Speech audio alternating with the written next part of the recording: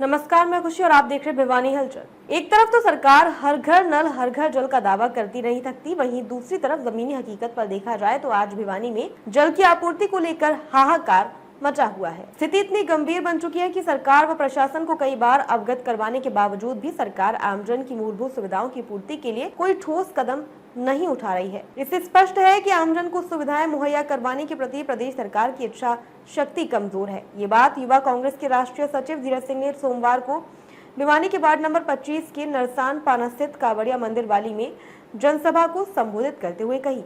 युवा कांग्रेस के राष्ट्रीय सचिव धीरज सिंह ने कहा कि भिवानी की जनता के समक्ष सिर्फ पेयजल संबंधी समस्या नहीं है, बल्कि यहाँ के लोग पेयजल के साथ साथ सीवरेज, बिजली, सड़क सफाई जैसी मूलभूत सुविधाओं को तरस रहे हैं, जिसकी तरफ सरकार अनजान बनी बैठी है। उन्होंने कहा कि भिवानी के हालात तो तब है जब प्रदेश सरकार में 2 मंत्री भिवानी जिले से हैं, लेकिन इसके बावजूद भी आमजन को अपने ही हकों के लिए तरसना पड़ता है। इससे बड़ी नाकामी किसी भी सरकार के लिए नहीं हो सकती।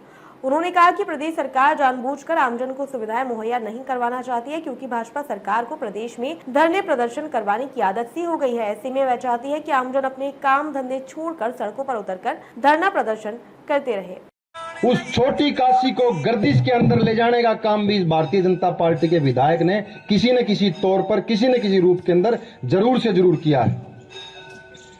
पिछले 10 साल से सत्ता के अंदर है। जो शुरू के 5 साल थे वो कहते रहे कि भी कांग्रेस की सरकार मेरी चलती नहीं। 10 साल से के अंदर ये सत्ता के अंदर है, इनकी सरकार 10 साल से है। और ये हरियाणा प्रदेश के वजीर भी, मुझे लगता है मंत्री के तौर पे भी 8-10 महीने हरियाणा प्रदेश के मंत्री भी ये रहे। और मंत्री बनने के बाद भी इनकी वो कुर्सी और इनकी कलम भी चली गई। मुझे लगता है किसी न किसी कारण से, भ्रष्टाचार के कारण से या अन्य कारणों से भिवानी फिर भी पिछड़ती रही।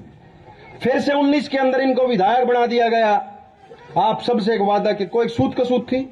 अभी जैसे कह रहे थे हमारे चाचा जी सुशील कुमार जी के कोई कारण थे, कोई मॉब था, हवा थी, या जातियों का कोई फैसला हो जाता है। मुझे लगता है कोई भी कारण थे, उन कारणों की वजह से वो फिर से विधायक बन गए। आप सब ने, हम सब ने एक फैसला लेना है। 36 बिरादरी की सरदारी ने फैसला लेना है।